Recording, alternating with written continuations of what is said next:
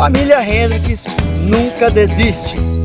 Bem-vindo ao nosso canal Guerreiros do Senhor Jesus. A graça e a paz do Senhor.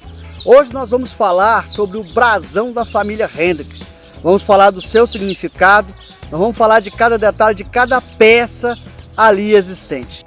Nós vamos falar então baseado no texto da armadura de Deus, baseado no texto em Efésios, capítulo 6, versículo 10 ao 18. E nós vamos fazer uma pergunta: quem é que dá essa armadura? Essa armadura, ela vem de Deus.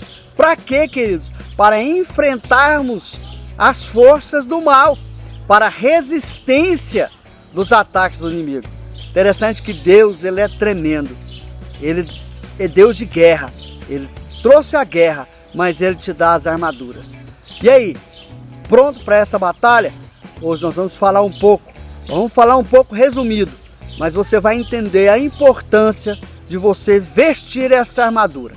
Em Efésios capítulo 6, no versículo 10 ao 18, diz assim: no demais, irmãos meus, fortalecei-vos no Senhor e na força do seu poder, revesti-vos de toda a armadura, para que possais estar firmes contra as astutas ciladas do diabo. Porque não temos que lutar contra a carne ou sangue, mas sim contra os principados, contra as potestades, contra os príncipes das trevas desse mundo, contra as hostes espirituais da maldade nas regiões celestiais. Portanto, tomai toda a armadura. Irmãos, frisa isso. Portanto, tomai toda a armadura. Essa é uma parte da armadura? Não, é toda. Ela tem que ser completa. Então, tomai toda a armadura de Deus, para que possais resistir no dia mau, e havendo feito tudo, ficar firmes. Estais, pois, firmes. Então nós vamos para o início. Tendo cingido os vossos lombos com o quê? Com a verdade. Irmãos, essa verdade, ela traz uma libertação. A verdade que nos liberta, essa verdade é quem? É Cristo. E nos traz o quê? Uma unidade entre Cristo e o reino de Deus. Então essa verdade, ela traz uma unidade para nós. Segundo ponto, vestida com a couraça da justiça. Jesus é a nossa justiça. Essa couraça, ela nos protege o quê? O nosso coração, o nosso sentimento, aquilo que às vezes pensamos, às vezes vivemos. Então, essa justiça é a justiça de Jesus, que nos protege que? De todo pecado. Calçando os pés na preparação do evangelho da paz. Esses calçados falam de quê? De caminhar. Nos fala também de quê? De proteção. O calçado fala de proteção para os pés. O evangelho, queridos, nos protege em seu caminho, ou nos nossos caminhos no evangelho. Ao anunciar o evangelho, que significa boas novas, que são os ensinamentos de Jesus, isso nos fará evitar caminhos errantes, tomando sobretudo o escudo da fé, como o qual podereis apagar todos os dardos inflamados do maligno. A fé vence o inimigo. Vocês podem ver que no brasão, o tamanho que é o escudo é uma peça grande, Então nós vemos que o escudo é para quê? Para vencer o inimigo. O escudo nos fala de proteção.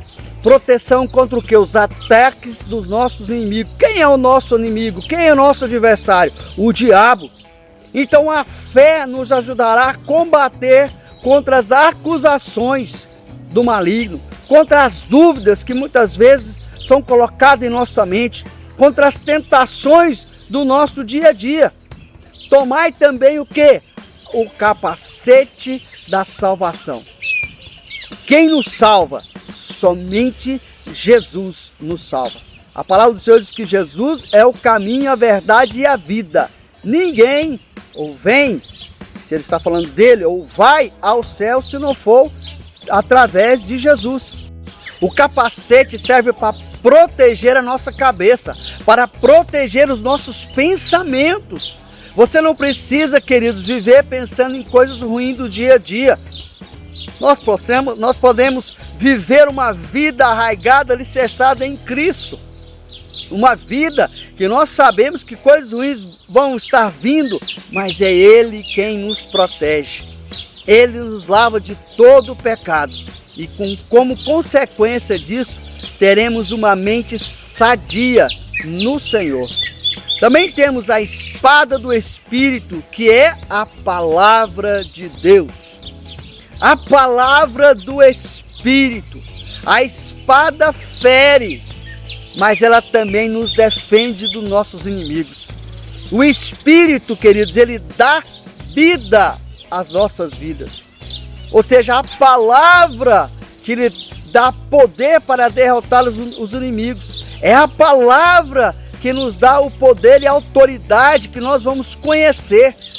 Nós vemos um jargão que está sendo usado agora: conhecereis a verdade vos libertará. João 8,32, quem é essa verdade? Cristo. Cristo é a nossa verdade. Mas aí, diante disso tudo, no versículo 18, disse como? Orando em todo tempo, com toda oração e súplica no Espírito, e vigiando nisto, com toda a perseverança e súplica por todos os santos. Queridos, nós também temos dois frutos. Se você observar no brasão, um de um lado e de outro, nós temos também dois frutos, que é o trigo e a uva. E nós vamos aos seus significados. Nós vemos que o trigo é o fruto da renúncia. A colheita do trigo, queridos, acontecia em abril. Os primeiros frutos, ou seja, as primícias, eram frutos mais viçosos, surgia na Páscoa.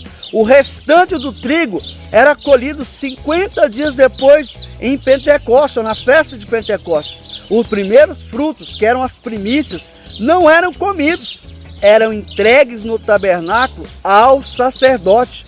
O sumo sacerdote movia a oferta e dançava com feixes de trigo na mão. A Bíblia diz que o trigo só dá o seu fruto se morrer, pois isso é o fruto da renúncia. Jesus teve que morrer para nos dar o quê? Vida, e vida em abundância. Se não morrermos para nós mesmos, negarmos a nós mesmos, os nossos desejos, as nossas vontades, a nossa carne, não daremos fruto. É preciso, Jesus falou, negue-se a si mesmo e siga-me. Nós precisamos negar a nós mesmos, morrer para nós mesmos, para darmos frutos para o reino dos céus. E o segundo fruto, queridos, que você pode olhar no brasão é a uva.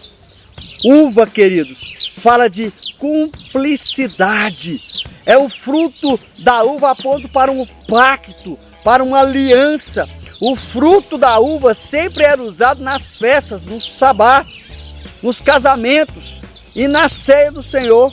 Não é à toa que o Senhor chegou num casamento e fez a água se tornar em vinho. Deus é poderoso, o Senhor Jesus é forte, é poderoso. Então a uva nos aponta para quê? Para a aliança. Pactos e alianças são firmados com o fruto de uma uva. A uva aponta, queridos, para a unidade. Um homem sozinho jamais cuidava da sua vinha. Era cuidado pelas famílias, elas se reuniam e todos cuidavam juntos. A colheita era feita também por toda essa família. A uva nasce em cachos e não separadamente. Uma uva, queridos, aponta para o propósito. Vou repetir. Uva aponta para a unidade de propósito. A uva aponta para a unidade do corpo de Cristo. Unidade de propósito. Entrar em terra prometida ou na terra prometida de Canaã significa que teremos êxito à medida que caminharmos em unidade, Queridos, a igreja não viverá sozinha. A igreja ela se dispersou, mas nós precisamos ter unidade. E assim é a família Hendricks. Família Hendricks está em unidade como um cacho de uva.